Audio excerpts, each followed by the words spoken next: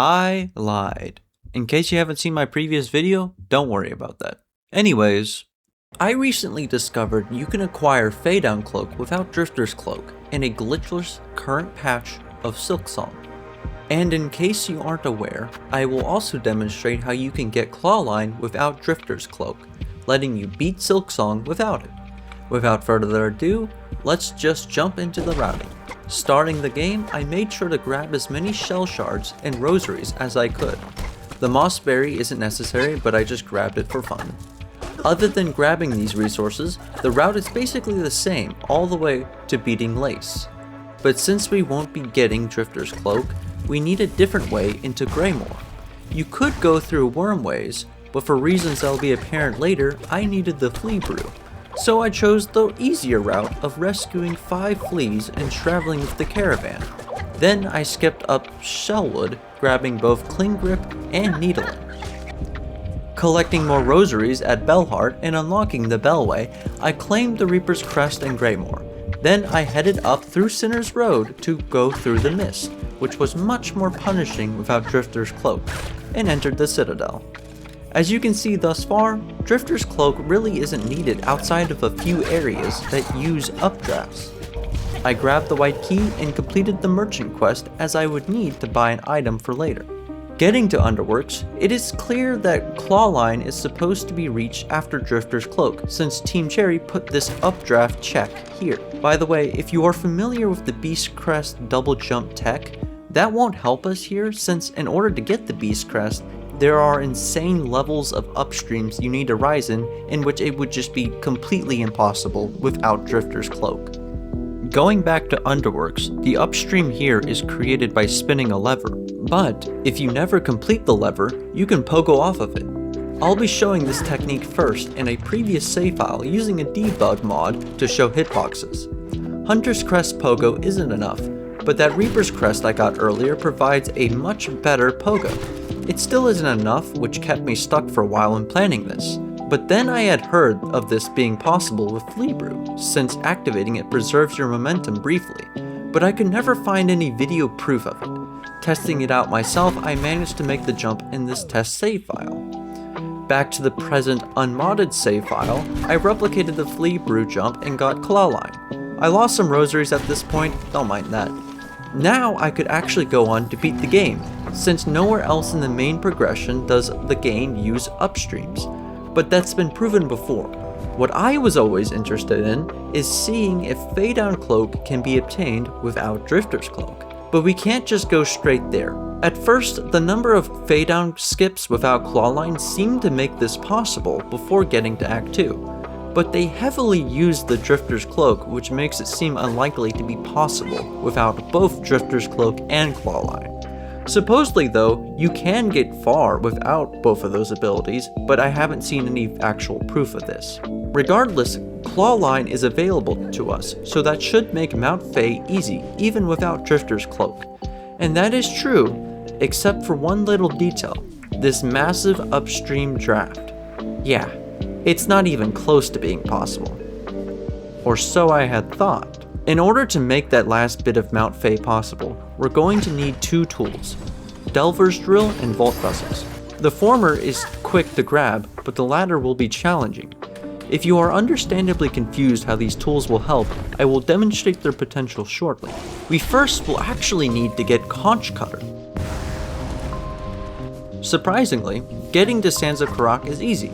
You just need some silk to be able to use Clawline twice in a row, since you can't stall with Drifter's Cloak until your silk heart regenerates 1 silk.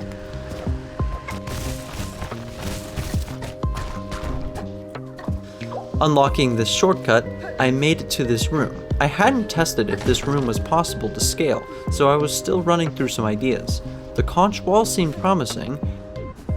At this point, I actually decided to backtrack and head to Mount Fay to collect the memory crystal. It turns out this wasn't actually needed for the run, but it does make one jump later on easier. I'll showcase the Mount Fay routing later for the sake of continuity.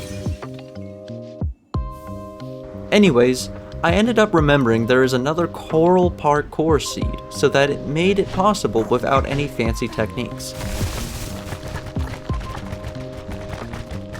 The next parkour seemed troubling as you can't stall easily in the air, but I was quick enough to start the next platforms to appear. Getting Conchcutter, I headed to Memoriam. On the way, I grabbed Ascendant's Grip. This isn't necessary, it just makes the crazy tech jumps later on easier.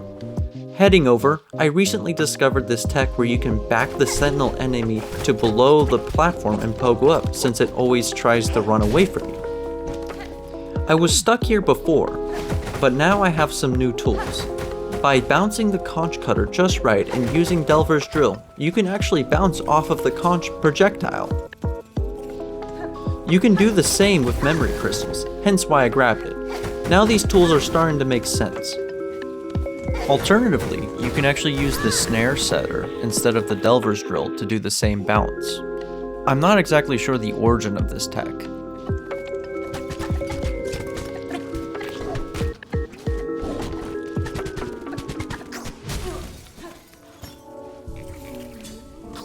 The next challenge in Memoriam is this plant parkour.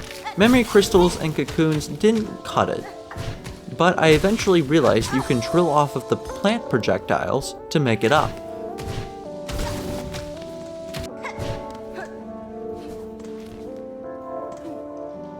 The memory crystal lets us easily drill up into the room by hitting our head on the conch wall, but you can also do this with the Conchcutter, though much more annoyingly. At last, simple routing lets us pick up the Voltvessels. Now we can finally take on Mount Fay. As I mentioned before, Mount Fay is actually very possible without Drifters Cloak, though it is still quite difficult since you can't use the Drifters Cloak to line up jumps or stall long enough to save yourself. Basically, no Drifters Cloak means you have to make the jumps without any errors.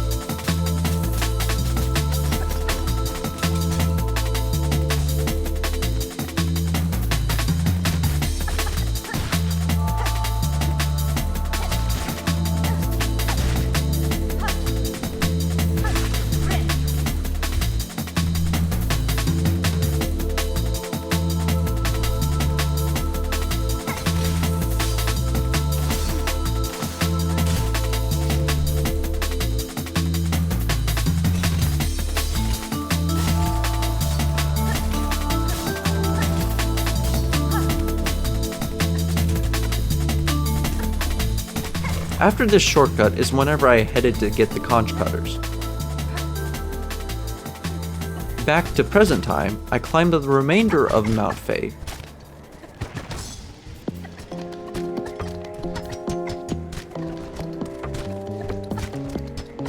Approaching the draft room, I had a plan. I set myself up to die by the background pillar and headed back. In my debug testing in another save file, I realized your cocoon would spawn very close to this broken pillar. By timing a pogo precisely, you can cocoon jump up to the pillar. Now comes the hard part. By throwing Voltvessels as you jump, it's possible to Delver's Drill off of them as they bounce from the wall, much like the Conchcutter. What makes this especially difficult is that I can't stall in the air to wait for the vessels to fall below me.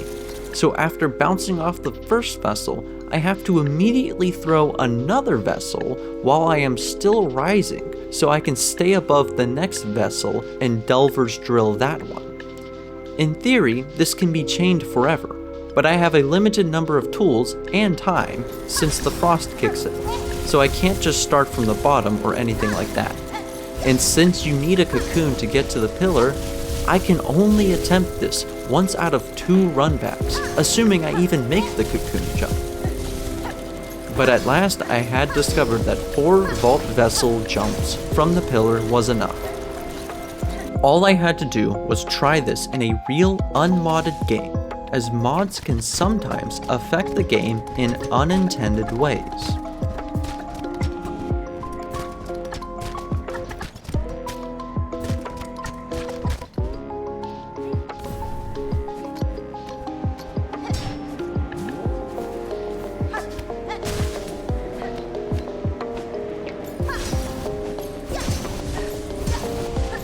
Making this jump, I was able to successfully Voltvessel up and complete the challenge.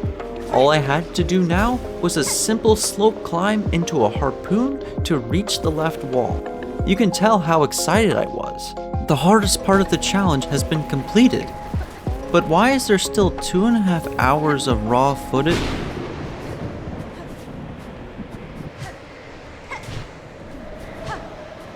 Yeah. I have no idea how this glitch happened. I was just jumping into the slopes at the base when Hornet just magically launches up into the rock ceiling. Team Cherry really did not want me to get Faydown Cloak like this. After holding in every fiber in my being to not crash out, I needed to restock my shell shards and try again. 2 hours later. This took me so long to replicate I started actually going insane.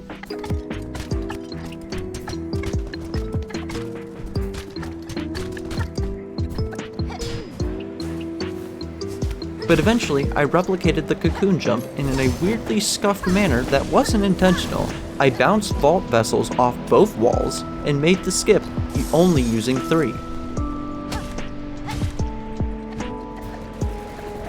Finally, I reapproached the slope, making sure to stay the hell away from that cursed slope base. And just like that, this time with no nonsensical glitches, I made the last harpoon jump and climbed up to meet the bird. Thanks for watching me suffer for 6 hours to prove this is possible. Also, this really isn't useful as Drifters Cloak is still needed for Act 3, but randomizers will love this tech.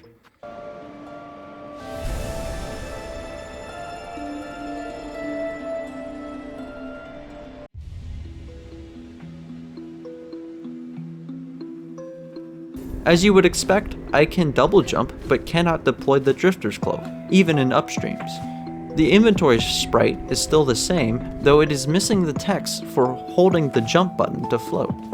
Strangely, it seemed fully functional. Even the debug mod I had used earlier did not let me give myself just the Faydown Cloak. Also, I tried replicating that slope glitch to no avail. I guess Team Cherry really does hate us for trying to break the game. The recent patch is actually kinda saddening, by the way, as it removes the ability to unlock Faydown Cloak without needling. Rest in peace, needle-less routes. Stay tuned for my next video, where I will upload a compilation of my failed attempts to reach Faydown Cloak. But, as always, thanks for silking your song.